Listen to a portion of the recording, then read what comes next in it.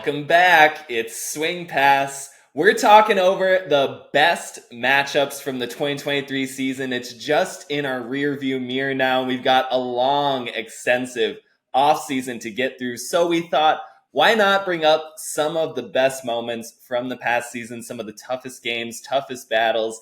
Daniel, what was kind of your thought process going into these games? You and I both came up with blind lists as to what our 5 favorite matchups were, and they ended up being identical. So we're going to go over the same games that both of us chose on our own. Yeah. But what was kind of your thought process? For me, it was a little bit of obviously close matchups. All 5 games that we're going to talk about here today were 1-goal victories for the winning team. However, it felt like there were some very deserving candidates left off, despite them not necessarily finishing the closest. There were some other overtime games that we couldn't quite nail down to the absolute apex tier top 5 of the season. But I just kind of felt like closeness, limiting turnovers, big play potential, obviously, big highlights, kind of those moments that encapsulate the entire game's atmosphere and energy. And then also big player performances. Was there a star who kind of came up out of the din and noise and melee of the battle and sort of put themselves above the rest of the competitors?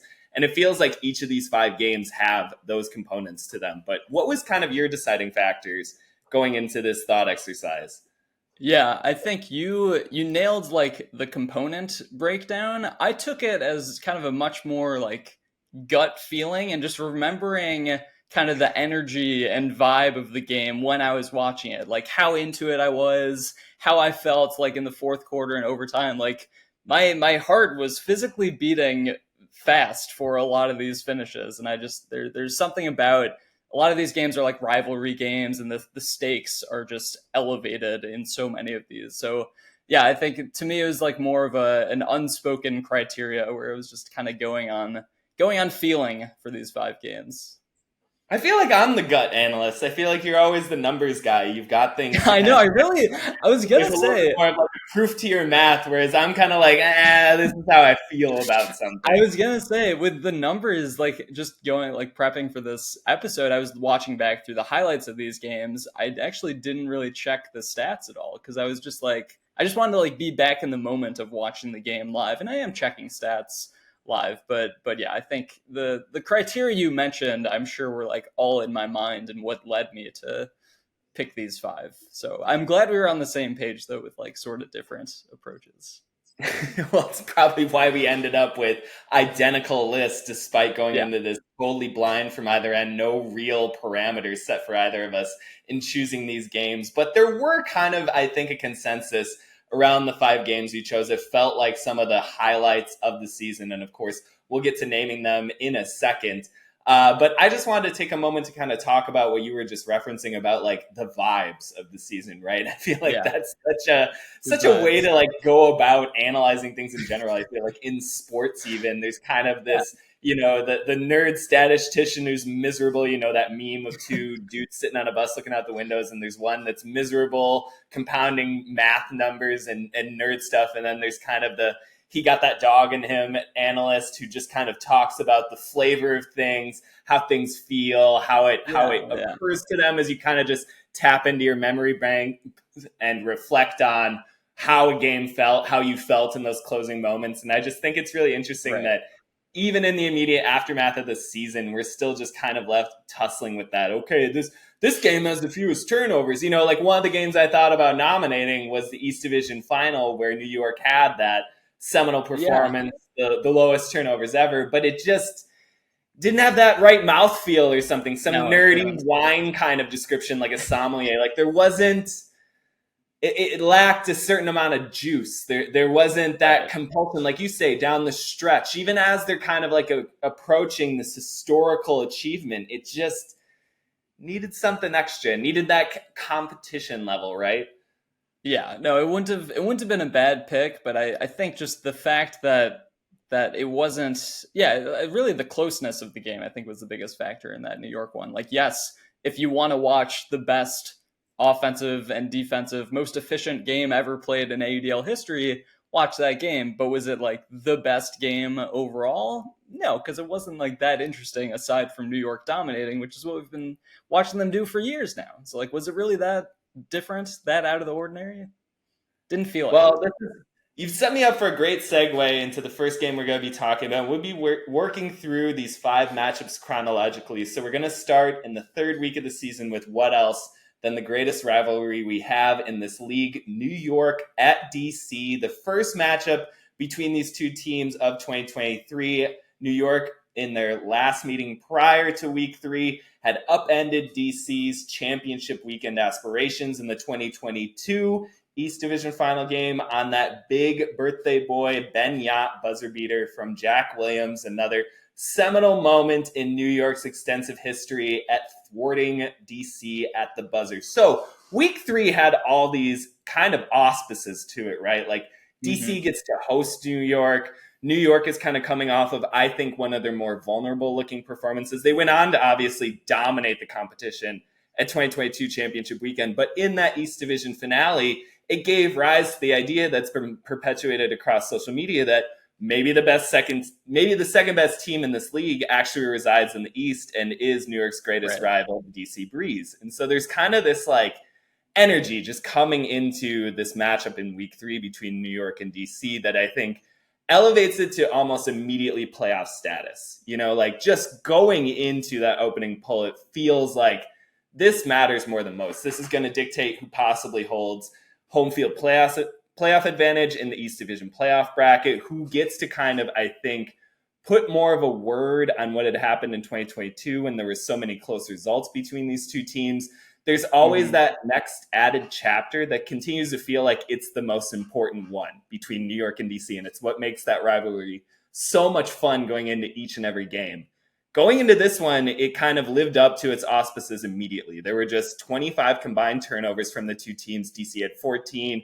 New York had only 11. It was one of the only times that these games have made it into overtime for the past couple seasons. So there was that extra added frame and I think fatigue factor down the stretch that made everything a little bit more volatile. So to see this more mortal version of New York at the hands of the Breeze after all the Breeze's additions in the offseason, it just felt like this is living up to it. And I think even more than that, it was the playmaking for DC that really kind of announced it being a little bit more of a new matchup. You had Christian Boxley going off, asserting himself in his all AUDL campaign that carried out through the rest of the season. You had Ben Ort and Thomas Edmonds, two new big additions, making big plays in this game. You had Cole Jurek and Andrew Roy providing so much more stability so that the Boxleys and the Orts could go around and do their playmaking.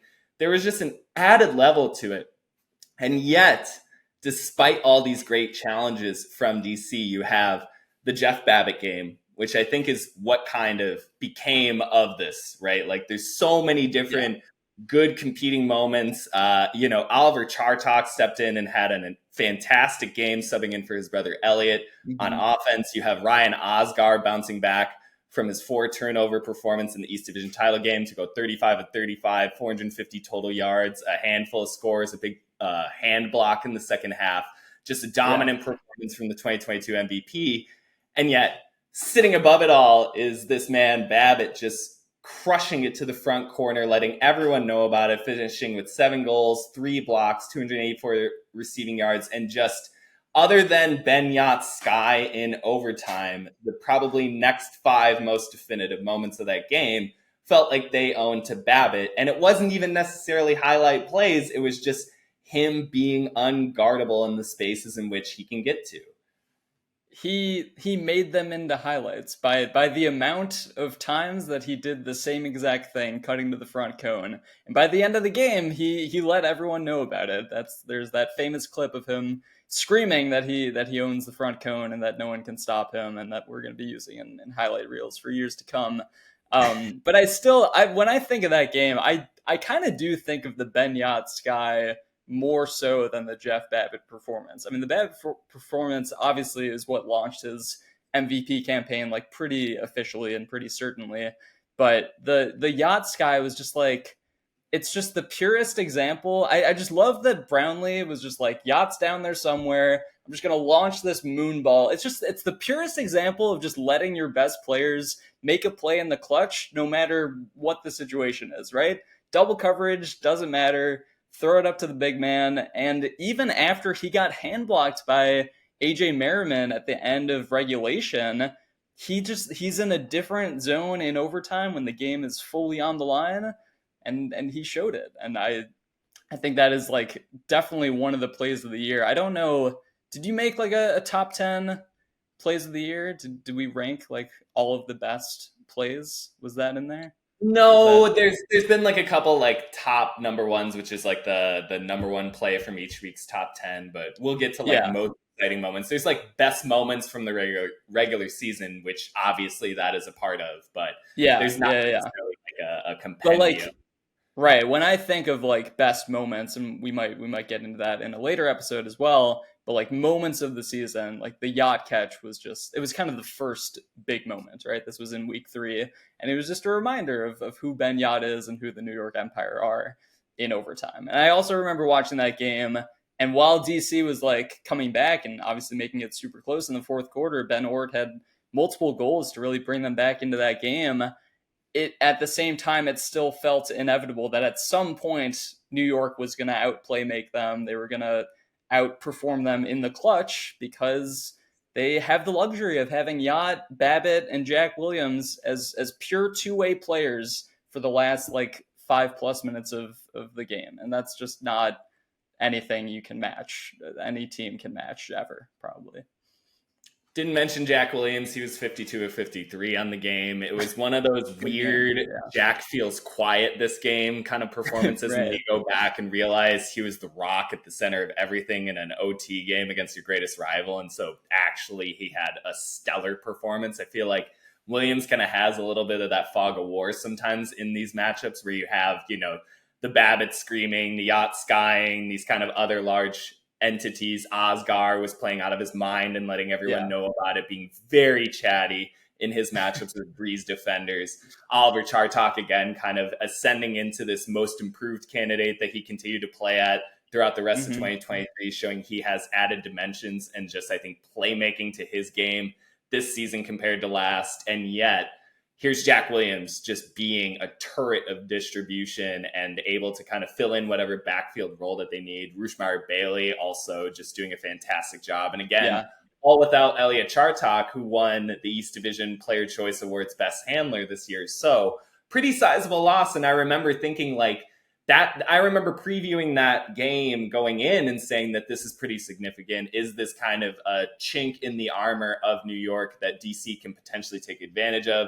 Missing one of their backfield components. And of course, the answer, as always, is no when it comes to the New York Empire. But I disagree with you. I felt like this game had that different flavor because of how much DC had the playmaking that they haven't had in previous iterations of this matchup. The Ort play that you mentioned, he was getting deep consistently. Boxley, of course, had that massive sky over an all defensive first teamer and John Randolph in the open field. Johnny Malks also had a fantastic game. He produced like crazy in all of the New York matchups this past season. He was on fire, just kind of releasing from the backfield space, being a problem wherever he kind of lined up for the Breeze offense. I felt like they had, and this is almost like what contrasted in the East Division Championship later on in the season. They had this hope to their playmaking, to the spark it could provide. That like the finality of that yacht sky just brought to a crushing close, right? Like there was an energeticness to how DC was attacking. They hucked like we haven't seen in these matchups in many, many iterations, right? Like they were attacking deep space. They were going man on man against New York downfield, which is not traditionally how they've articulated themselves in these environments. You think about how they clawed back in the 2022 East Division Championship game. It was through a lot of small ball. It was through a lot of their patented kind of work the disc between all 7 pieces. Whereas in this week 3 game, it was kind of bombarding them over the top. I mean, Andrew Roy had a hammer in this game for an assist. Like really? he was feeling it. He was juicy, like. No, I just say that because I feel like Roy takes 0 chances ever. Yeah, and yet of course. Here he is in the closeout of a game, kind of doing these more saucy maneuvers. Obviously, Andrew Roy has a hammer in the bag within the red zone from almost any angle, but I digress. I just thought it was really interesting because it felt like a contour that I hadn't seen in this matchup, in one of the ways in which I thought the Breeze could maybe get some traction, and yet it results in the same damn thing every time, which is a New York dub. Yeah, I know. It leaves us with the same question after all these games. It's just like, what can it really take? What can be done about this New York team? Because it's clutch performance after clutch performance when these games come down to the wire. And it was the same thing when New York played Philly. What was it, like a couple weeks later, and they went to overtime. But it was just like, it always feels like, all right, like maybe they're not playing so great in regulation, or maybe they let their opponent come back and make it a game.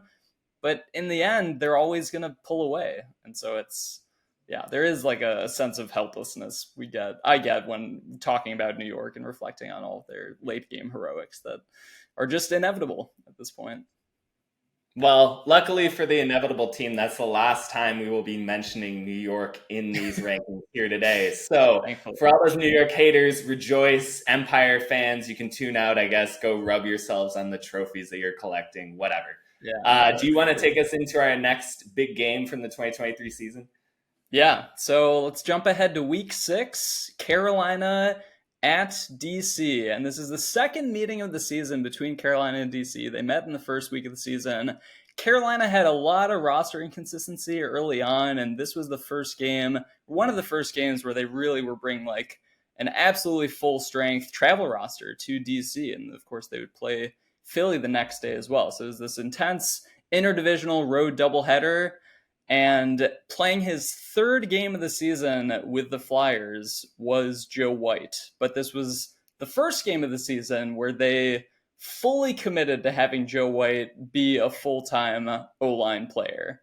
And I mean, the results speak for themselves. This was the Joe White takeover game. I can read you his stats: 10 assists, 3 goals, plus 11 on the night, and he accumulated like 784 total yards. Just what I love about that total yards thing too is that a lot of times when you start getting a player up past like 600-700 total yards in any given game, they're kind of lopsided on one particular category. Yeah, either they have this abundance of one side or another. He had 472 receiving yards, 312 throwing yards. Like, he was dominating no matter what you kind of did with him. Put him in the backfield, he's going to complete a bunch of throws. He's 51 of 54 on the game. And another one of my favorite stats, 10 assists, just 1 hockey assist. Man was a finisher the entire night. Like, if you were giving him the disc, it was going into the end zone, it or not. And he had that effect, man. He was the one closing out the game too. He had those 2 like beautiful leading flicks to the far side of the end zone that were the last few Flyers goals, and it was Joe White from start to finish. He introduced everyone to that beautiful low release inside backhand that he had like how many breaks in a row throwing that same exact throw. DC could not stop it. That was the next day. The next one was when he spammed it against Philadelphia and had the on that one possession give and go issues where he would just fake the forehand, step through with the backhand, fake the forehand, step through with the backhand. Incredible stuff. Yeah. Incredible stuff. It was awesome. But yeah, I think we both picked this game just because we're a sucker for a really high level individual performance when it is the pure will of one player to take their team to victory. And I just think it's getting rarer and rarer to see in like today's Ultimate, where it's such a team game and there's so much like small ball and give and go stuff. You just don't get the same intrigue as like one star player taking over. But I feel like we got that in this game, and that was probably the best example of an individual performance we had all season. Yeah.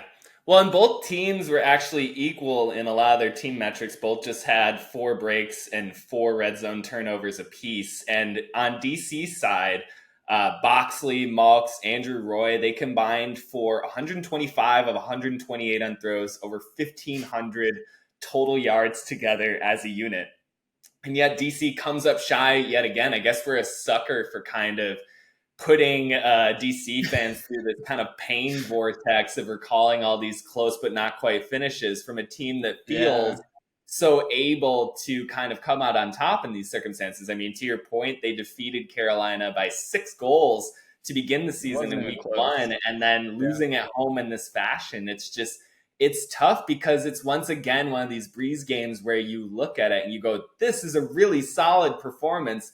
The other team just played a little bit better. And it's interesting to me that DC so often kind of absorbs a franchise's best punch of the season. Like week 3, New York was maybe one of the most tough matchups of the season, other than the East Division Championship game version they got of them, where they committed a league low 4 turnovers in a game. You know, DC absorbs that. Yeah. Carolina's best game of the season might have been this week 6 win at DC, definitely, where they get Joe White hot performance, who goes absolutely nuclear levels of production and just swag that I think encapsulated what the Flyers kind of failed to realize at any other point during the season, which is that as tremendously talented as they are, what is sort of the prevailing identity? Who's kind of the person that we lean into in a given moment? And when they had Joe White as that answer, I mean, you saw it in that matchup. They took a 3-goal lead at one point in the fourth quarter, and were it not for a pretty furious DC rally down the stretch of this game, they would have kind of cruised on the road against the Breeze. And it's just interesting how, you know, quickly changing, ephemeral these moments can be for some of these teams, where DC enters this game 3-1, Carolina 3-2, but Carolina's 2 defeats coming into this game were by 6 to DC and then by 5 to Atlanta a couple weekends prior. And so they had this, I think, massive idea of variance, and they carry it through into this game too. But that was sort of it for Carolina, whereas DC exits this game with 2 losses, each by 1 goal apiece, each basically in the final moments to 2 of the top other franchises in the entire league in New York and Carolina.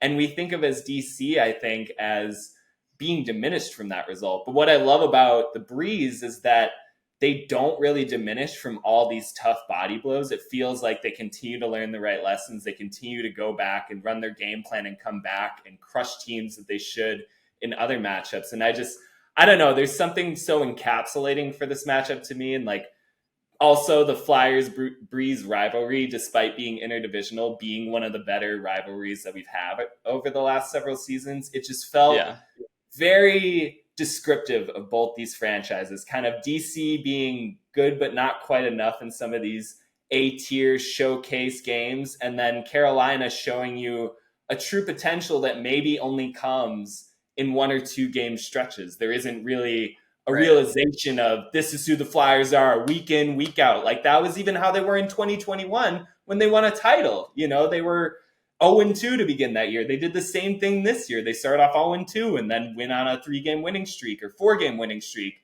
after this game. And it's just like, I don't know. It was kind of back to that juice factor, that it factor. There was something meaty about getting this at week 6, basically the midway point of the regular season, that felt so fitting for these 2 franchises.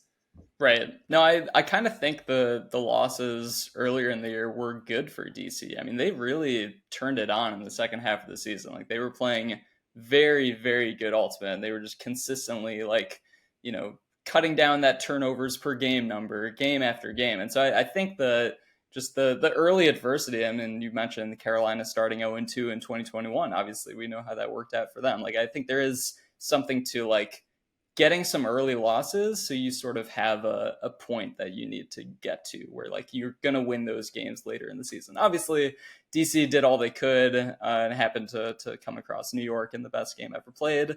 But I also wanted to make the connection because I was thinking back, the other like pure individual performance games that I think back to. I mean, the biggest one is the Nethercut versus Rowan game of 2018, which just crossed my mind is the same exact teams that we got in this one. So something about this DC Carolina rivalry really brings the best out in one specific individual performer. Yeah, it felt like a 50-point game in the NBA or something, just somebody kind of going to an absolutely different supernova level. And it's unfortunate that DC is, again, kind of at the mercy of these. And it's weird, to your point, like DC's defense sort of after this matchup and then not again until they met New York in the playoffs, they really tightened up. It felt like this was one of the last kind of performances that they allowed somebody to go off like White. But you know, it's similar to scoring in the NBA. There's only so much you can do when a player like Joe White, when a player like even Christian Boxley or Jeff Babbitt get into these zones, these rhythms. There's only so many kind of levers you can pull in this league to prevent offense. And once it gets going, you just see it. It's kind of an unstoppable force again. And it's our first two examples are the Jeff Babbitt game in week 3 and then the Joe White game, both against a DC defense. I think both you and I would absolutely agree is top 5 in this league. Yeah, well, Oscar also. Remember going into to backtrack to the New York DC game, but going into that game, you know, it was coming off the famous Cranston and Jasper Tom limitation of Ryan Oscar. But like, I'm sure he like intentionally had it out that game that he was gonna put on a show and be like, no one can really guard me or do anything when I'm in rhythm. And yeah, he showed that in that game. He showed it throughout the season. I don't know. We don't need to spend any more time on New York, but I wanted to mention the Oscar game as well. I told people we were done with New York for the episode, and now we're starting to bring them drag. Yeah, we gotta move on. Let's move on. Decorated bodies, just glittering with crowns and stuff, back into this conversation. It's obnoxious. Someone's gonna beat them eventually. Put them back away. We're gonna talk about New York plenty heading into 2024 and what any team can do to try to dispatch them. Let's keep the focus off of them for now. Yeah. Let's go out west. We'll talk about our third matchup, the actual second game, the kind of rubber matchup between Colorado and Salt Lake from week 8. This is 1 week following Salt Lake's first ever win against the Summit in Colorado the previous Friday night. Going into this game, Colorado in week 8 was just 5-1, the lone loss coming to Salt Lake, and Salt Lake was 7-0. So this game in week 8, despite Salt Lake winning the week prior, this one felt like the truer one, right? Like there was a more amplified intensity. I felt like with Salt Lake being so close throughout 2022 in their matchups with Colorado, and then finally getting a fourth matchup kind of towards the beginning part of this season, it felt like they were almost due in a sense. And that was kind of the raucous nature of their week 7 clash. There were more turnovers. There was a little bit more variance. It was the infamous nether cut to D-line, Spicer to O-line for half the game to start the game for Colorado, which felt very displacing of the entire sort of organizational flow chart of how to understand the Colorado Summit. It's like switching Matt Stafford and Aaron Donald on the Rams or something. Let's just have our tackle and our QB sort of figure it out in each other's roles. So it's not to take anything away from Salt Lake's first ever win against Colorado. There just was kind of a little bit of a fool's gold feeling to it. It was only a 1-goal win too. Like it's not like they blew them out. So, yeah, it's just like all these games are going to be super close. Right? We had all sorts of questions about if they just played Spicer on defense from the beginning of the game, how many extra goals is that essentially worth? Colorado had trouble converting on their break opportunities, et cetera, et cetera. So going into week 8, it just felt like there was so much more building up to this game. It felt like the Summit, even for their part, took that game more seriously heading into week 8. And you could just see that from the way that they approached the first couple points. They kind of reintroduced, I think, the bodaciousness of deep ball attack that we'd grown so familiar with from their first season as a franchise in 2022. They were doing that to begin in week 8. You know, they were absent Nethercutt, who didn't make the road trip, but in his steed was Alex Atkins being completely unabashed and engaging deep looks. Calvin Stoughton was available, and combined with Feiner and Frood, just presented an amount of speed that is completely challenging for any defense in this league. And as athletic as the Shred were, you could just see that there was a little bit more of leverage and pace that the Summit could apply at altitude in Salt Lake in their second matchup this season.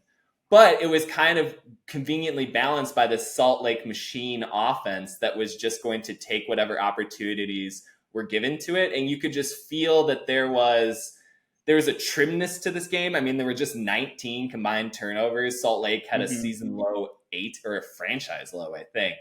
Yeah. So Colorado, I think, also just performed a fantastic game for what they were asked to do against a raucous crowd, road environment, knowing that they had a game the next day. They really brought as much as they possibly could. And yet it felt like because of all of that, there was this sudden, for me, there was this moment about midway through the game where all of a sudden it just clicked into kind of how I felt midway through the 2022 season, where it's like, oh, this Shred team is real. Like, this isn't just a fun highlight-filled thing. They didn't just get their one nice win against Colorado in the regular season.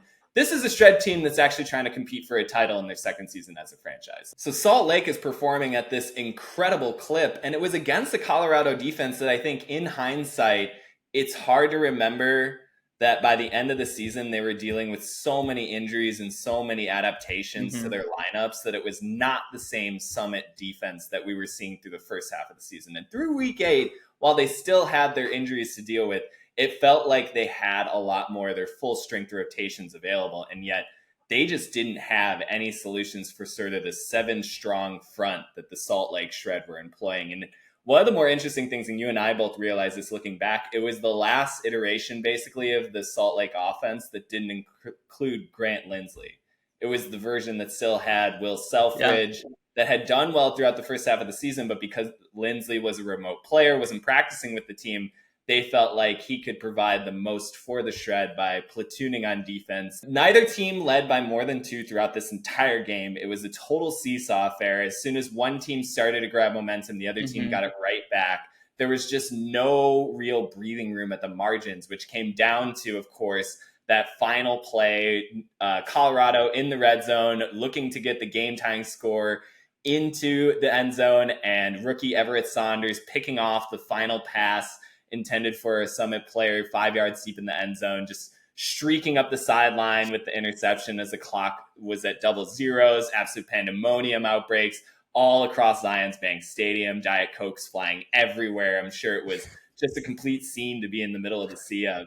But I wanted to ask you, what was like 2 moments in this game that kind of gave you the flavor of this rivalry? Because I just felt like this deepens the rivalry out west so much more for next season, because we never get a West Division playoff game between these two teams. LA upsets Colorado, and we never get that kind of, it's not really a rubber match if Salt Lake wins the first 2. But that third matchup of the 2023 season that we got in 2022 between Colorado and Salt Lake, there's no redemptive sort of third attempt here. And so to leave everything sort of crystallized in Salt Lake swept the season series going into 2024, what kind of like moments leap out to you? Like, what does this game say to you about like where the West Division is at?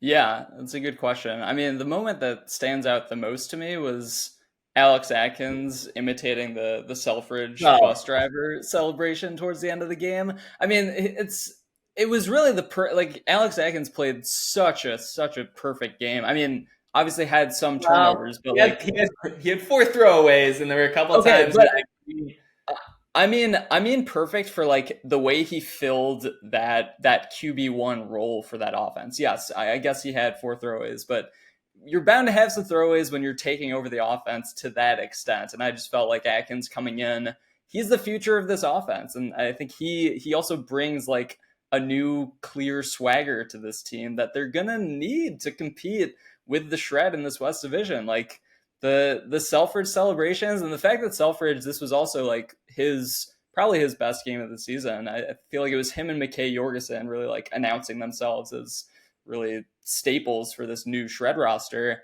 Really like the youth is what stands out to me, I guess is what I'm getting at. It's the Selfridge, McKay Jorgensen, Atkins on the other side. Obviously Feiner and Stoughton had a big game like you mentioned before, but this idea of like, these are the guys that I think are going to be competing head to head. Jordan Kerr obviously is in that conversation too for the next several seasons. This is like the new, it's weird to think it's a new era for Colorado because they've only been around for 2 years, but really like the going away from Nethercut and towards this new offense where it's even more hybrid centric than it was last year. I just think it's an exciting prospect for Colorado. Like kind of coming into their new identity. And I felt like this game was kind of the first glimpse we saw of that.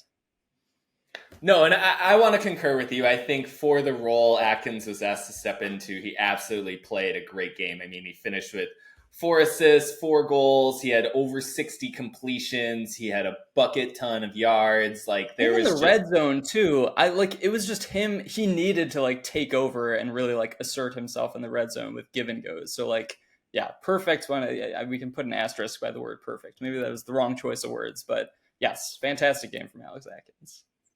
You're going on vibes again. It's that new vibe. It was an Atkins vibe You're game. done just looking at throwaway and turnover numbers. You're back on the train. I don't know. He felt kind of like a dog that game. He got a little bit of dog inside of him. No, I mean, exactly. But that's how that team played last year. It felt like Colorado had multiple sort of swagalicious players on their roster last year. It felt like there was this like bodaciousness, this energy to 2022 Colorado that just wasn't quite there.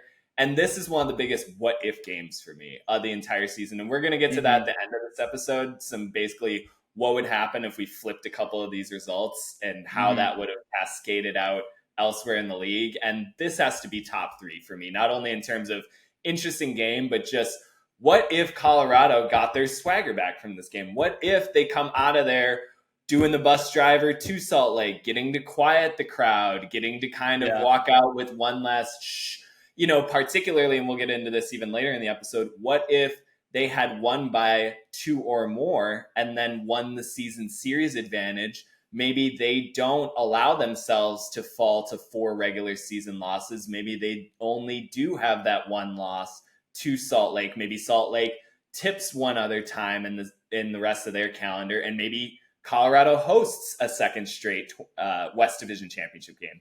Again, we'll get to that later in the episode. But yeah, to your point, I thought Atkins providing that energy, Stoughton too. He's a big talker. He's a big letting you know he's out there scoring on you.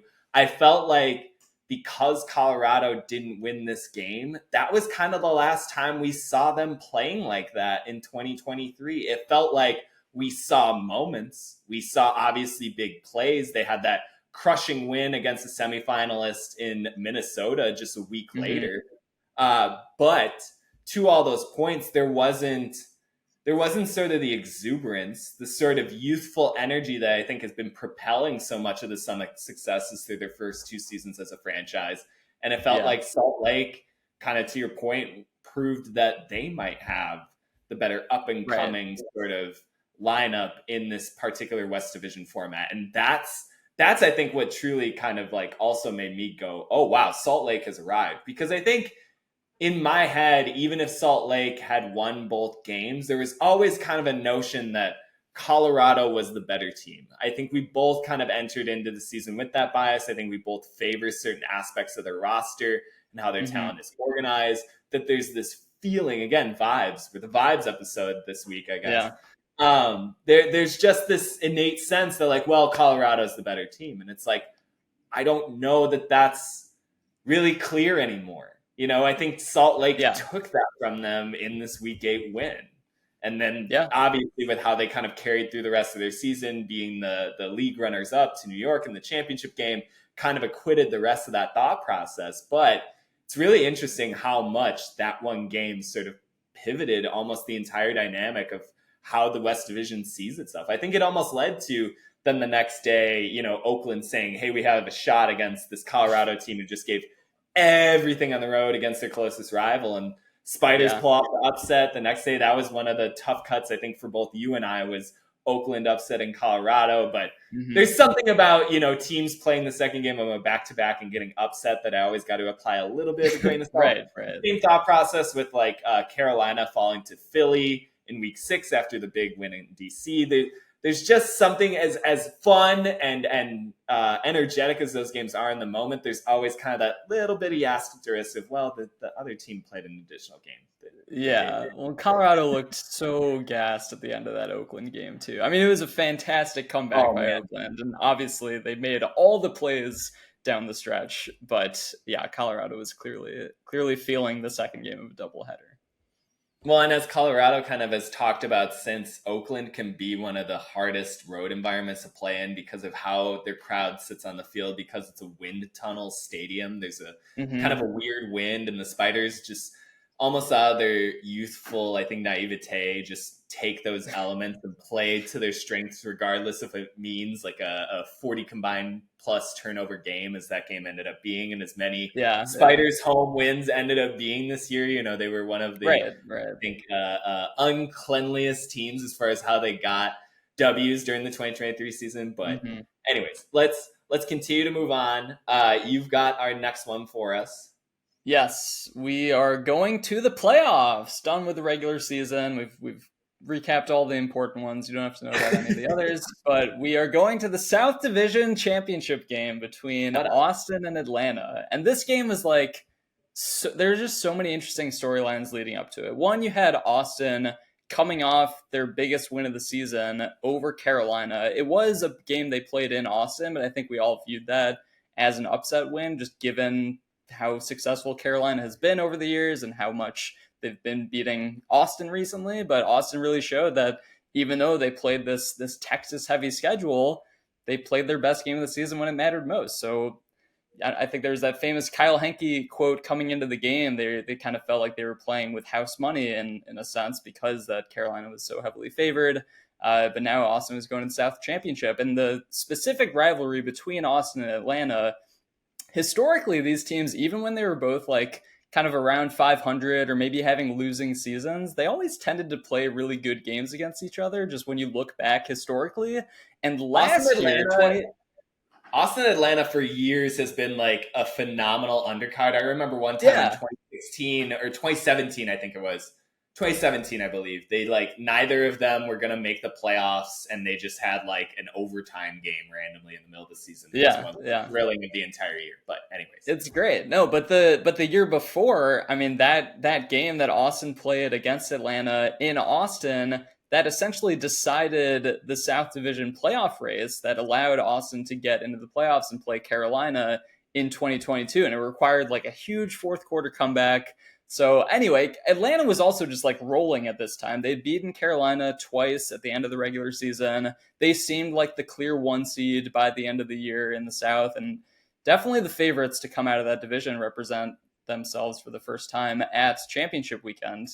And Austin had other plans. I mean, that game coming out, it did seem like it was going Atlanta's way early. Austin was like maybe taking some weird shots, but in the second quarter, I feel like everything just tightened up so much, and both teams were just playing super hard, super efficiently. I remember thinking like the energy of this game is like some of the highest I've seen from either of these teams. And I think Atlanta just had so much pressure on themselves. They just needed to play as clean as possible. And Austin was like, let's give this everything we have to try and pull off a second straight upset and make it to our first championship weekend, building on the trajectory of their ascension over the past couple of seasons, you know, starting with their win over Dallas and how they've like overtaken that role in the South. But yeah, really like kind of opposite approaches. Atlanta was just like so much pressure on Atlanta, still playing super well. No pressure on Austin, playing up to Atlanta's level, and just like you got a back and forth grind that in my mind was like the most entertaining start to finish game to watch this season. I mean, we'll get to the championship weekend game we'll talk about later, but for me, like pound for pound, quarter for quarter, this game was incredible. End of the game featured like so many incredible defensive plays in particular. It was anyone's guess who was going to come away with this win. Like both teams wanted it so much. Atlanta had the game in the hands of Brett Holzmeyer, couldn't come down with that last catch to score the game winner. Then they later had a chance in sudden death. Kyle Henke, huge layout block. I don't know. The moments just stack up. Is there like one particular moment that stands out to you more than the others? Or I guess what is your like, when you think back to the end of regulation, into overtime, into double overtime? How about this? The Matt Smith greatest maybe doesn't make it into my top five moments. Yeah, of the game. Like just moments. I'm not trying to say the difficulty of the play or whatever, but Matt Smith does a no look greatest, the back of the end zone. One of the smoothest plays this league has ever seen. So good. probably doesn't crack my top 5 most important moments from this game. Like that part makes it bonkers. The top 5, it would be some combination of obviously the hanky block. I think just the game-winning toss itself, that whole sequence is a fever dream. Just everything to do with it after the hanky block, where it's like, right. Atlanta gets a second opportunity and sudden death. Austin turned it over. Throw away, like the Oliver Fay block just felt monumental, both in the moment and going back. It feels like it has added weight. The Draco attempted half-field hammer to Holzmeyer in the closing moments of regulation that ended up being dropped.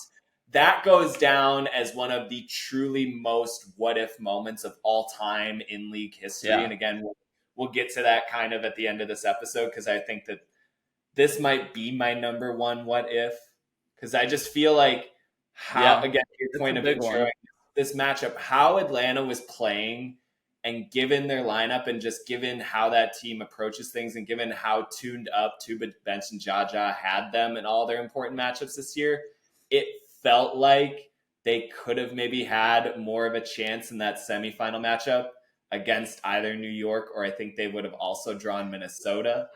Yeah, what actually would have happened with the seeding? It would have gotten really crazy, because I think they would have been effectively the 3 seed, because Salt Lake still would have been the 2 seed at 11-1. Right. I think, but maybe not, because Atlanta had so many large. I would have to go back and literally subtract point differentials and figure that out. But that'll be for a deeper off-season investment. I already got sidetracked like I always do. 3 into my 5 top moments from this game, because it's hard to choose from. That entire second half was just sort of call and response, haymaker from either team. And I was just sitting back at the end of that game. That is one of those games, and I always truly hope to get to these moments in games where I kind of put down my note-taking for a moment and I just let it wash over me. I don't know what's going to happen. I can't really afford to look down, because I want to see the saucy. That was the other thing that really clinched it for this game, and why it's probably just behind the last game that we'll bring up in this chronological order for me, is the atmosphere, kind of what you were alluding to, the intensity and the pressure that everything cooked up to. I know it got there through some ill-gotten physicality that we do not approve of.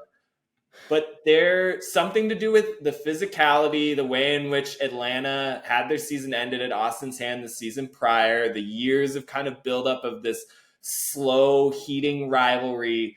There was that extra sauce that was just all over the top of this game, through especially the last 2 quarters, where it was just like Swiatek caught an upfield scuba pass over somebody at some point in the second half and just looked straight back at his defender and let it drop next to his head. There's Atlanta players just talking the whole second half.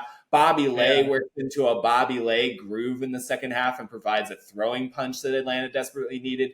It's one of those games where you could almost take any 5-minute window from it, and it would feel radically different from any other 5-minute window. And I think that's just the composite of a terrific rivalry game. And again, that added oomph. I don't want to focus on the chippiness, the physicality, because that does suck. It wasn't about that. I mean, I'll say the crowd was literally all on their feet for the last, 5 minutes of regulation and then into the overtime periods. That to me, it was just I wish I could have been there. I just wanted to be there the whole time as I was watching it. And you felt the energy of the stadium, and you felt the stakes, and you felt the effort and energy that the players were all putting in. Every single player on the field wanted that win so badly, because it was 2 teams that had never been a championship weekend before. I think that also just elevated it, right? That's naturally going to raise the level of play of everyone. By the way, 2 other big plays that you didn't mention: the Burnett block in the red zone at the end of regulation, and then Hayden Austin Nabbs snag in overtime. I was working towards that one. I got sidetracked on the Draco this was hammer that would have been a game winner. Again, can you imagine how we would have talked about that game already? It's already going to be talked about years and years from now. But if Draco punched Atlanta's first ticket to championship weekend with a half-field hammer, basically one of their franchise cornerstones alongside Matt Smith and Brett Holzmeyer and everyone. Like, that would have just been nuts. And we didn't get it. Holzmeyer was like an MVP candidate this past year. And in the third quarter, he came down with a similar buzzer beater at the end of the third quarter too. And played great. An unfortunate series of mistakes, unfortunately, led to the Atlanta loss. But I mean, it takes nothing away from the stakes of that game and just like, how much, going back to vibe, that was like the most vibey game I watched all season. No, the most vibey game is the one we're still holding out on, which I'll just ruin a little bit of the surprise, is Minnesota Salt Lake. I mean, the last 5 minutes of regulation of that was just pure ecstasy for me. So, but getting back to the South Division Championship game, I did want to mention, and kind of occluded in all the other vibe-tastic moments, double overtime glory of this matchup, there were some amazing individual performances. We just listed a handful on Atlanta's side, but on Austin's side, I mean, starting with Kyle Henke, it just, the stat line itself, 4 assists, 3 goals, 2 blocks, including the game-saving block in the end zone layout on Hayden Austin-Knabb, who had been kind of one of the solver pieces down the stretch for Atlanta. 529 total yards, 30 of 31. And then alongside him in the offense, finishing with a game-high plus 10, Evan Swiatek, 5 assists, 4 goals, 34 of 34, 366 total yards, and just like always being available for Henke. It felt like there were consistently times in that game where Henke would just kind of plot out where Swiatek was, and they would almost run a little bit of two-man. It was just, it felt like Austin just had this gear and this ability to ascend and pressure that was completely unknown for the other parts of 2023. Like, I've talked with a couple of Atlanta people since that game, and they're just kind of dumbstruck by how Austin played in this game. There was nothing you could have done to prep or scout for the Soul team that showed up in the 2022 division title game. I mean, they were the biggest unknown all season. Yeah, we had no idea what to make of them. We continually talked about that. We just didn't think that their ceiling would keep getting higher. That's not traditionally how it works for high variance teams. And yet here they are in their biggest game. They're 17 of 18 in the red zone compared to Atlanta's 12 of 18. So 94% versus 67% for the hustle. And then Austin was 6 of 8 on their defensive chances. Atlanta actually had 2 more break chances, but they were just 4 of 10 converted to less. So that's it. Those are the margins. That's it right there. That's the game. That Austin defense, by the way, that deserves a ton of credit for like how they ascended throughout the year and really put their foot down against Carolina and Atlanta. Like, I think we always knew that they had a lot of talent, but again, just the whole unknown that was over Austin all season just because of their Texas heavy schedule. You didn't really know to what extent they were like an elite level D-line unit, but I think they showed it both in their defensive intensity and just their ability to convert breaks. And that's what ultimately wins you games a lot of the time. So credit to them as well. Well, not necessarily, because in the next game, the losing team actually had a higher offensive efficiency than the prevailing team that advanced to the 2023 championship game. We are, of course, referring to the all-time classic, instant, just monumental game that was the second semifinal on Friday night on August 25th. Excuse me, October is coming way too quickly. On August 25th, where Salt Lake prevailed in overtime, just the second overtime game ever, championship weekend, 19-18 over Minnesota in front of a raucous wind chill home crowd. And just this game, I think, was easily, you called the last game most vibey. Last game still just featured 26 combined turnovers between Austin and Atlanta. Minnesota and Salt Lake, by comparison, this game had 38. Almost both teams reaching the 20 turnover mark, which is kind of where it gets into Tunes West Division territory for me, as far as like, all right, if both teams are committing 20 plus turnovers, what is kind of the expected outcome here? Like, there's no real math to what's about to happen next. That's how the end of this semifinal game felt to me, where, again, by the end, I'm just sitting back and watching what each team has for me, because Minnesota did such an effective job of making it a rock fight, of making it this kind of central division clash where nothing is going to come easy offensively, and you're going to have to work in the trenches to get any kind of disc movement going. And watching Salt Lake kind of continually work up and respond to that, but kind of have their own errors. There is just a stylistic clash there that I think we so rarely get. And what is so enticing about these championship weekend interdivisional first time ever facing each other matchups, where it's just total unknown, great coaching staffs, love to scout. You have all these anticipations of how the game might look going in. But then when the rubber meets the road, you get kind of this Frankensteinian character, right? Like this kind of amalgam of a bunch of different pieces. Like at the beginning of the game, you get kind of Minnesota not knowing when to take their deep shots correctly. You get some great Salt Lake defensive plays deep. But then as Minnesota starts to calm down a bit, as they settle into their shot taking a bit, you see Salt Lake start to bow a little bit under the pressure of Minnesota's defense and this just electric home crowd that they're fueling off of. And by the time you get to the third and fourth quarters, all the pretense of kind of strategy breaks down. And when you were on the field, I remember you were talking about this, just kind of the intent. I know this is such like a trite way of expressing it, but the intensity of everything, the fatigue that was starting to become visible because of how hard people were playing.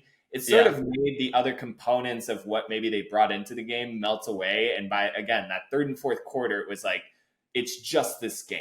Like all that matters is effectively what happens on the next pass. Any pretense of like, we're going to advance into the championship game, this is what we settle on, these are our goals. Like it's gone. Like you are just playing in reptile brain mode where everything is heightened. And there were just so many like, tension mistakes, like almost out of anxiety in the second half of this game. And whereas a lot of times we would be, I think, critical of those moments, in this environment just added to the excitement. It was like, oh man, he got hand blocked again. Right.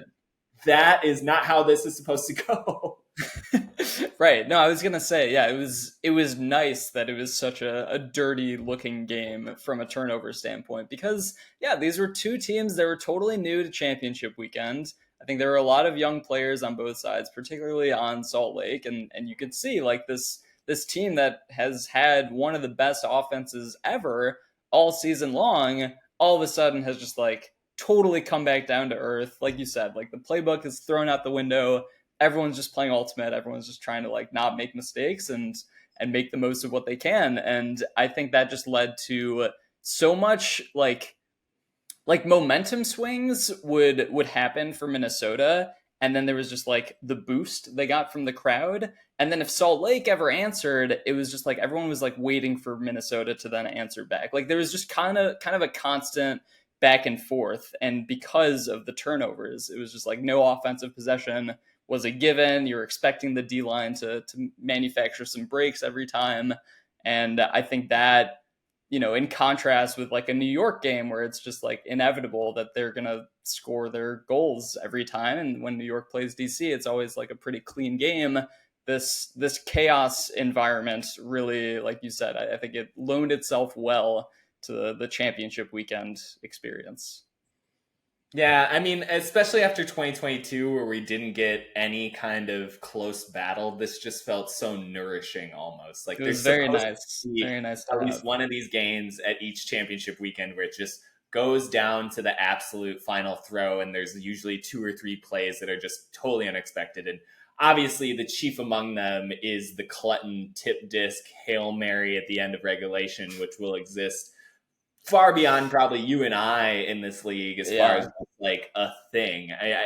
We've talked about before. I've watched that play another several dozen times since. It's just, it again, it fits in to the jigsaw puzzle that was this game, and that it was something that only could be experienced as it unfolded live. Like there's just no way to script a moment like that where I don't know how it has advantage. And Salt Lake, for all of kind of their panic elsewhere in this game and how much Windchill's defense kind of got to the number one offense throughout the semifinal matchup, that last drive is so composed. I know Minnesota's playing prevent defense. I know that they're sitting back, waiting for the Hail Mary. Salt Lake has the opportunity to take chunk yardage, but just the way in which they wind up the field and don't sort of give away the hand of where they're going to make their release from in order to attack the end zone. It was just so emblematic of how Salt Lake has played throughout the season, where they're going to continue to stretch the width of the field. They're going to continue to kind of like use all of the pieces. I think 6 of the 7 Salt Lake players on the line touch the disc. And obviously Clinton just touches it right at the end. But something like almost all their players on that lineup got a piece of it. And that's not how most of those buzzer beater scenarios work, right? It's like watching in the NBA a good set play drawn up for the end of a quarter or something versus the majority of bad ones. Like there's so many instances where teams have that opportunity and they just absolutely flub it. They either huck it too soon and they put up a warning track huck and it just doesn't make it, or they take too much time and all of a sudden somebody's panicked into a 3-second decision that they don't really want. This was about as optimal as a moment as you could have for setting up what also required a miracle on the other end, which is Clutton elevating to NBA heights and macking it to a wide open receiver. But like just something about the whole kind of wind and release of that play is like so pleasing to go back and watch, given the rest of that. And even when you wrap it up with the sequence prior, Minnesota's final possession of regulation with that terrific Will Grant huck to Quinn Snyder racing away, and the entire bank of audience members along that sideline just like erupting. And it's, what was it? It was like 17 seconds left or something on the clock at that point. I think 17. It felt certain, but for the facts that it's a Minnesota sports team in a playoff game. So unless there's double zeros on the clock, you better not be celebrating anything. And the contours of how the rest of that game went. Where it was the chaos of the game. I mean, I feel like Jordan Kerr's Callahan in that game to me is like perfectly emblematic of the chaos. It was just like I wanted to talk about Kerr. Because I think it's one of the most Kerr went off. We do not talk about the game or give it the reverence that it deserves. In a game that featured 38 combined turnovers, he was 33 of 35 from the field. He had 7 assists, 3 goals, and that aforementioned Callahan. And he just looked like he literally looked in the second half possessed. He was walking around with this furrowed brow and just he was in the zone, locked in, and just like he had like a glimmer of a smile at once in the camera, but it was kind of this like almost trickish sort of like whatever, devil may care sort of attitude. His ability to lock in and ascend to a different level, I keep going back to that as why I had him listed as my MVP runner-up. And while I often had thoughts of maybe just putting him as MVP in my end-of-season ballot, because that was such a confirmation of, again, his ability to step up into these big games. I know he didn't have the performance they wanted to against New York in the championship game, but it really overclouded how good he was and how much of a rock he was for Salt Lake, particularly in that second half. He had a couple of red zone possessions that you and I always talk about when it comes to Kerr, where he's slicing in these low release flicks, or the diabolical step through backhand that he has. He had what's becoming a little bit of a vintage play for him, where he like dives and saves it towards a sideline and then like comes back and flips a little lefty backhand in the clutch of the game. There was just so many moments where you could see Salt Lake for their youth, and despite having Clutton and Lindsley, who had prior championship weekend experience, that Kerr was the guy they were going to lean on. Lindsley had a couple of nice moments. He also had some mistakes in that game that were pretty costly for Salt Lake. And I felt like they were at times where the Shred were looking to see, is this going to be championship weekend Grant? Is this going to be the guy who's been undefeated in this event in his 2 previous forays into it? And it was like, no, it's not quite it's not that version of him. No, Minnesota does have a little bit of athleticism to put a cap on what he's capable of doing as a playmaker. So we need to kind of go elsewhere, and to see Kerr once again elevate into that role and kind of almost perform like he did, I feel like, in 2022, where it was so clear that everything that they were trying to do successfully in that second half was predicated on Kerr getting the disc and going to work. Yeah, I think it made me appreciate him a lot more as like a true MVP candidate this year, because like obviously you take him kind of in the context of the whole season that the Shred had. their offense as a whole obviously was elevated. Like we talked about all their individual player improvements, how they could have, like, any number of guys could have won most improved player. It did go to Jace Dunabile in the end, but like Knoll was fantastic, Jacob Miller was fantastic.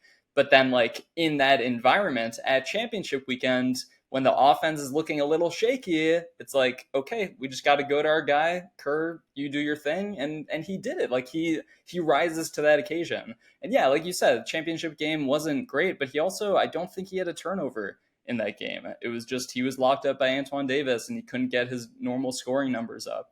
But yeah, he had a fantastic championship weekend, fantastic season. Really as good a chance as anyone in my mind to have won the MVP award. And then on the other side, I wanted to shout out one other individual performance, because who else could it be? Brian Vinoka, Bivon. I just, he's one of those guys I like privately root for. I think if you meet Bivon or you interact with him in any space, he's just somebody who's so easy to start getting along with. He's the epitome of Minnesota nice. He just has a kind of smoothness to how he approaches things. But also, if you know him in any capacity, that dude is a shark-blooded competitor. Nobody works out more than him. Nobody takes their fitness more seriously. Nobody takes kind of the holistic part of being an athlete like Bivon does. Like, he is truly, I think, what we think of when we say a team captain, a leader. He is in the weight room with you in every single off-season workout. He's at every practice. He's there at the beginning. He'll be the last one to leave, et cetera, et cetera. I know he made an All-Star Game appearance in 2019. I know we talk about his importance to this team a lot. We've talked about how versatile he's been. I was just so glad to see him get that kind of stage to have the game that he did and to make the plays that he did. Because I think it's one of those reminders that people aren't so quick to give Minnesota their due, I think, a lot. Or some of these Central Division teams or various teams that aren't in the, you know, what we consider to be the truly elite caliber, what these perennial sort of championship weekend contenders get to experience as far as like celebrated stars and stuff. But like for that night, Bivon may as well have been Randy Moss or something for Minnesota. I mean, he was just coming down with everything that they threw to him. It felt like he could do no wrong. Those two huge skies are just going to be like imprinted in my mind. And especially just how the crowd even reacted off of him and the team.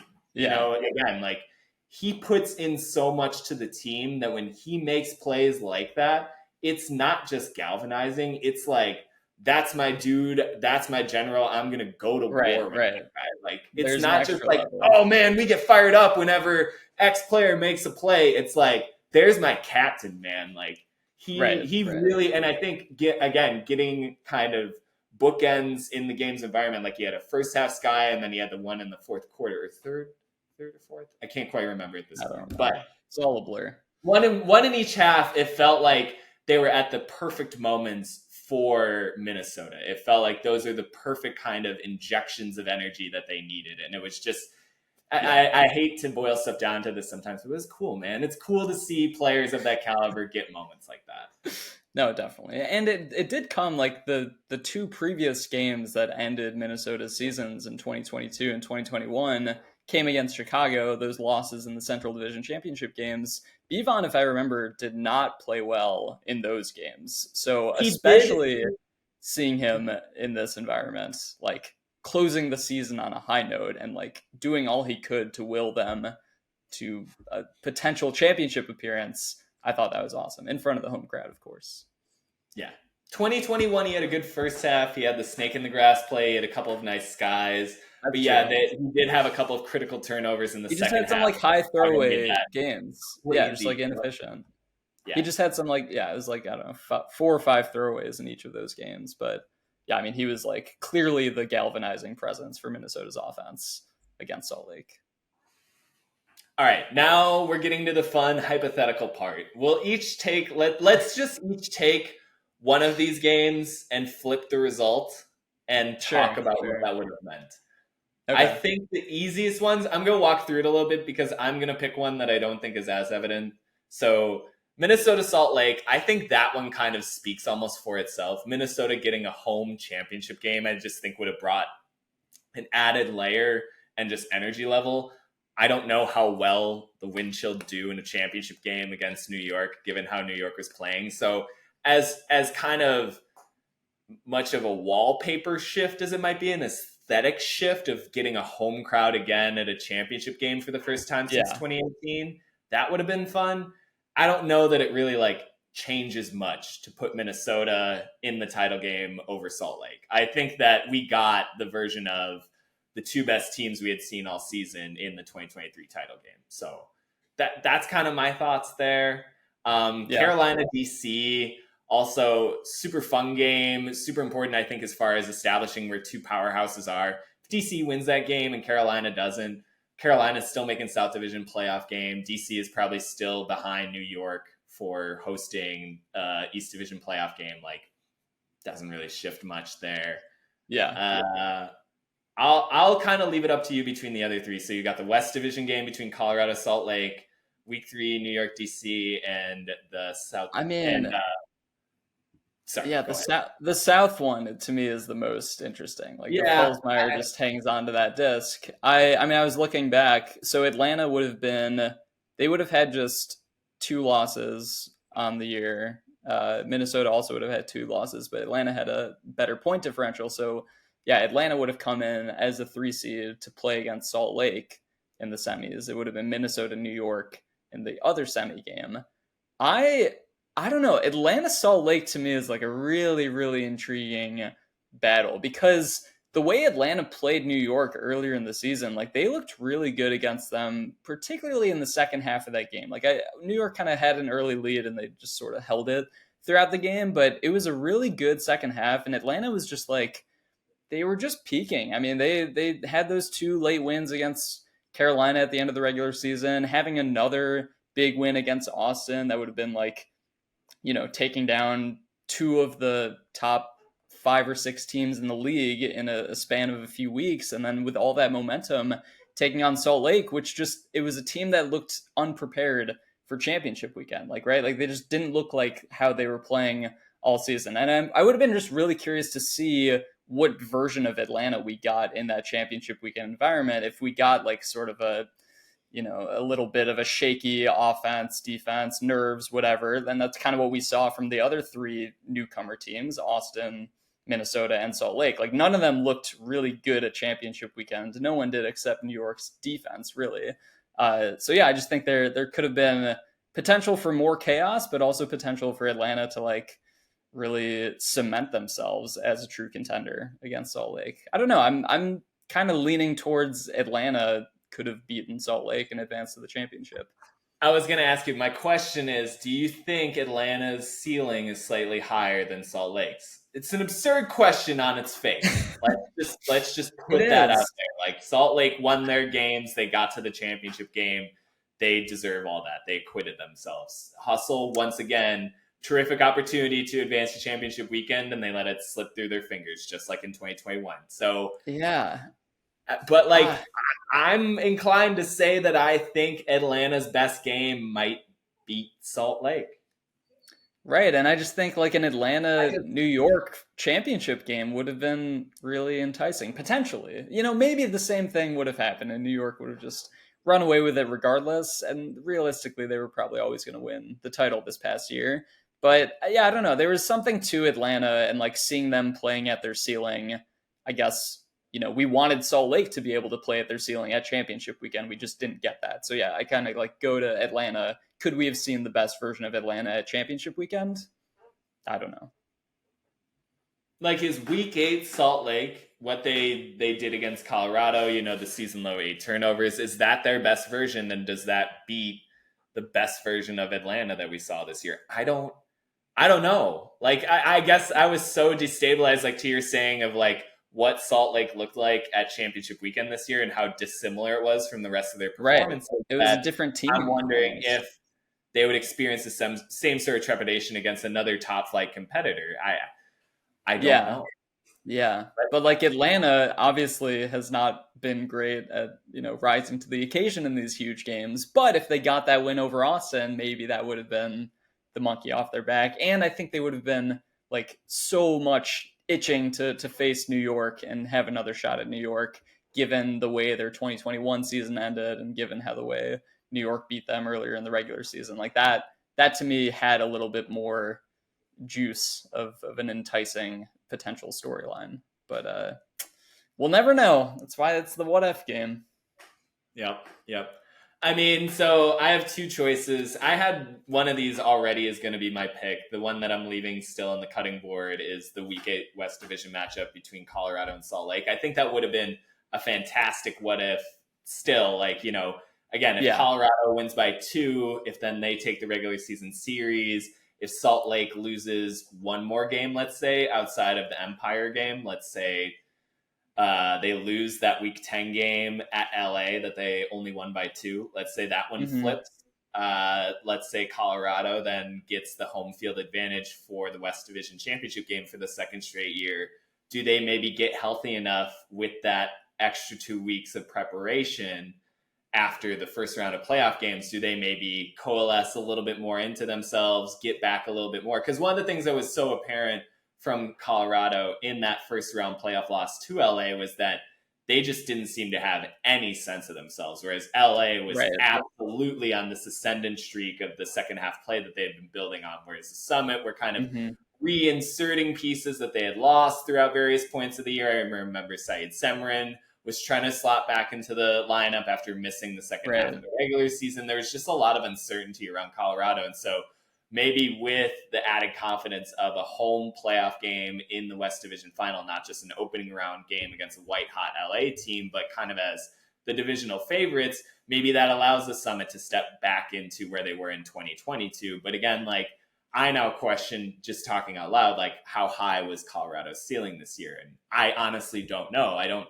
know that they really did it. We got that 1 10-win goal, 10-goal win against Minnesota, but that was Minnesota coming off of a big win the week prior, traveling to the Rockies for the first time. All of the kind of intangibles felt very much in the advantage of Colorado. Minnesota was down a couple of their major offensive players. Abe Coffin was just coming back from his first game after missing a month with a hip injury. Like, there was so much tumult for Minnesota at that point in the season, whereas like Colorado's biggest win felt over a very disadvantaged opponent. So like,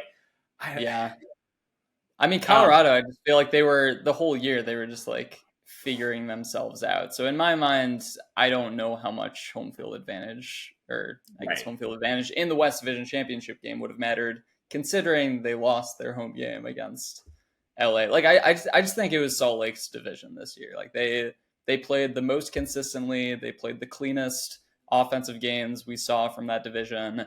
And they just never, there wasn't much uncertainty, I guess, in the context of the West Division. The uncertainty only came when they got to championship weekend and had to play these other opponents. But yeah, I don't know. It's hard to think that Colorado had a clear path to winning the division this year. So we cut that one. We leave it on the floor. The one that we're left with is Week 3, New York, DC. And I actually think that this is bigger than the South Division Championship game getting reversed. No, it's not. It's not. New York would have been so fired up. New York would have been so fired up the rest of the season. They would have been winning by like would have been 10 vulnerable. I think so much of New York's perceived invincibility is exactly that. It's a perception. You could even see it in this year's championship game when Salt Lake stepped on the field and just started committing all these unforced errors that they hadn't all year. And it was basically because the Empire intimidated them out of their shoes in the first quarter, and just blew the game wide open and made it into this romp and basically victory parade to their second straight title. And like, I just think that is so much what goes into people's heads. I think New York is a fantastic team, but I still think that they're beatable. And I think if DC gets this as kind of the comeuppance after they were so close in last year's East Division title game, and if they sort of confirm all of these new additions, if the Ben Yacht alone doesn't happen, if like that play doesn't happen, DC somehow gets a turnover and then converts on the other end and wins that game by the same, basically exact same score, 20-19. I think that does shift a lot. I think that, you could leave in Babbitt having his terrific performance. It kind of gets put into a little capsule and tossed aside. Cool, Jeff. You screamed at the front cone. What does that mean? We got the dub. See you later.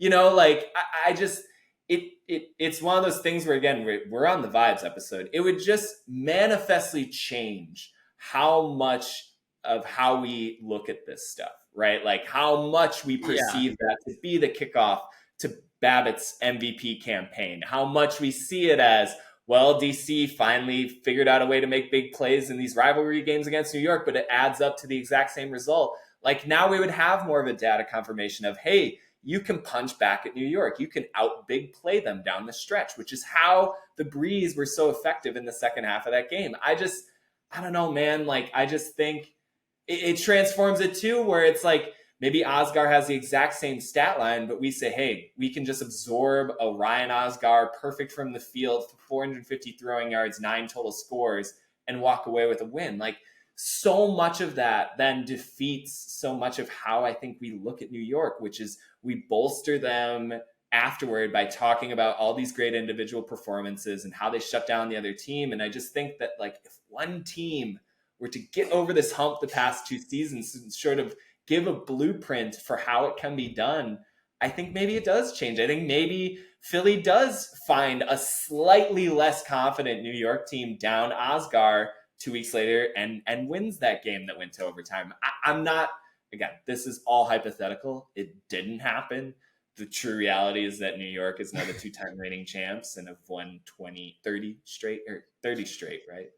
Yeah, 30, it would be 30. 30 straight. They've tied Toronto. They need one more win to secure the all-time record, but they're tied with the 13-14 Toronto Rush for longest. I just, like, again, all of that goes away. Like, all these ways in which we talk about and contextualize New York just evaporates.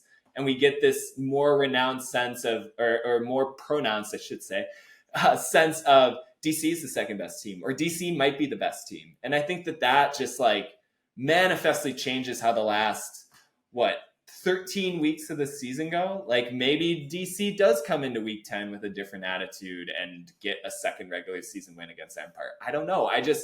It's one of those things where the close but not enough with New York has just become such a suffocating thing for potential contenders to deal with that I think that alleviates a lot of other teams and how they approach New York.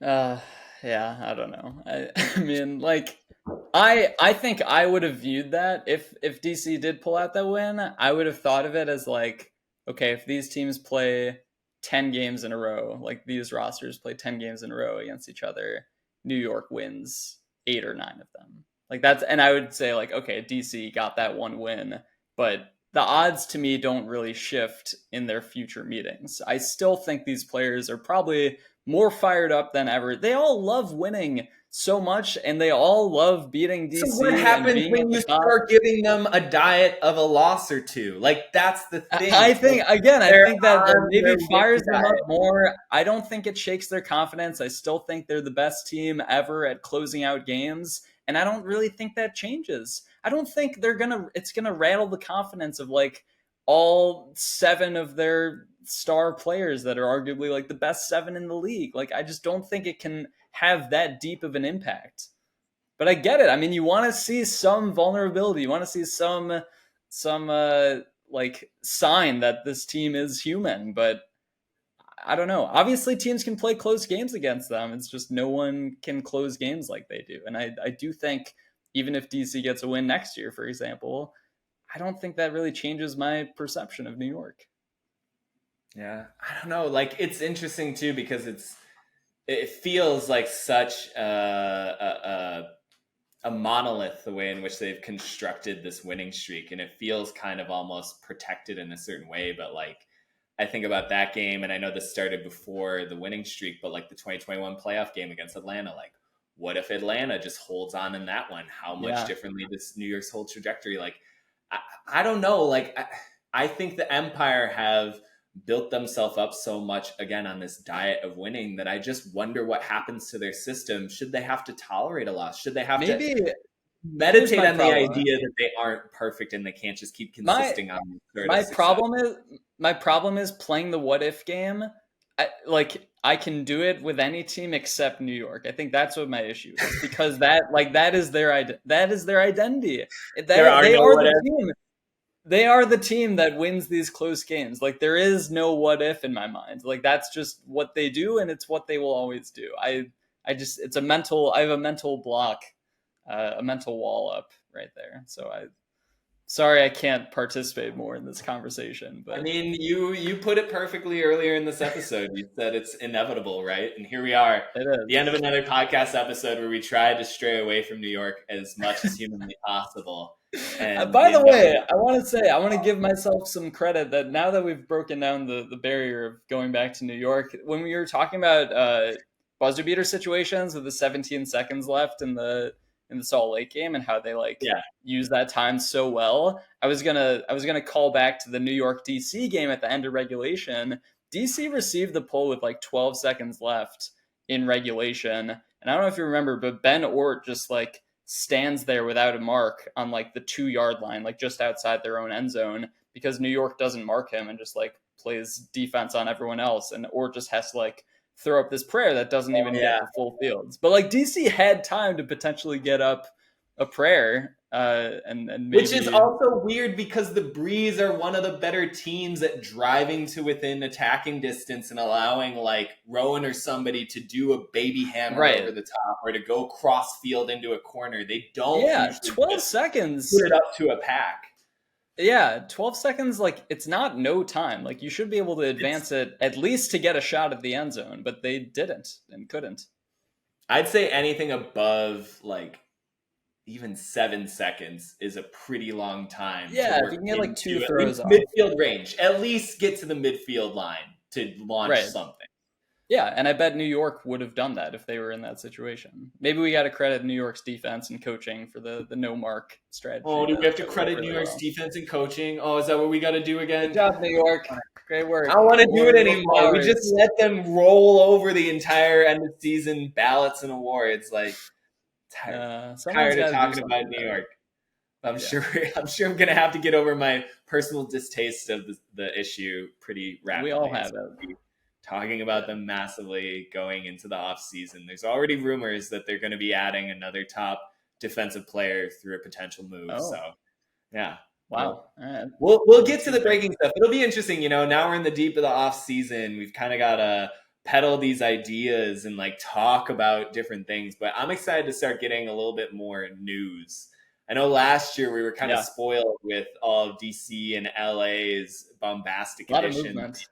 Carolina bringing in Joe White, Liam Searles-Bowes, Ben Snell, et cetera, et cetera. It'll be interesting to see what this year holds as far as player movement. It'll be hard to match the season going into 2023, but every year seems to leapfrog the last with excitement, and these 5 games I think really encapsulated it. I remember after maybe the 2017 season, somewhere around there, kind of having trouble with maybe coming up with a list like this of what really made us captivated following a season. And so it's good to get to this point. It's good to get to this point where we had a healthy chunk of games that we couldn't even get to.